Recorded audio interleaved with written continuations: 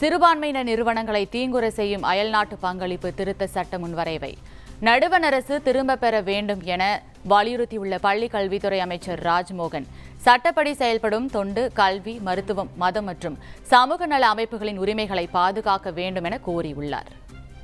வெளிநாட்டு பங்களிப்பு ஒழுங்குமுறை திருத்த மசோதா 2026 தற்போதைய வடிவில் FCRA பதிவு காலாவதியாகுதல், புதுப்பிக்கப்படாமை, புதுப்பிப்பு மறுக்கப்படுதல், பதிவு ரத்து அல்லது ஒப்படைக்கப்படுதல் போன்ற காரணங்களால் தொண்டு நிறுவனங்களின் சொத்துக்களை அரசிடம் ஒப்படைத்தல், நிர்வகித்தல், மாற்றுதல் மற்றும் விற்பனை செய்தல் தொடர்பான விதிகள் குறித்து இம்மாமன்றம் ஆழ்ந்த கவலை தெரிவிக்கிறது.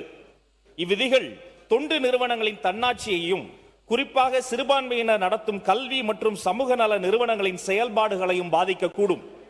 எனவே வெளிநாட்டு பங்களிப்பு ஒழுங்குமுறை திருத்த மசோதா 2026 அதன் தற்போதைய வடிவில் திரும்ப பெற்று மாநில அரசுகள் தொண்டு, மத, கல்வி, மருத்துவ மற்றும் சமூக அமைப்புகள் உள்ளிட்ட அனைத்து பங்குதாரர்களுடனும் விரிவான ஆலோசனை நடத்துமாறு ஒன்றிய அரசை மன்றம் வலியுறுத்துகிறது.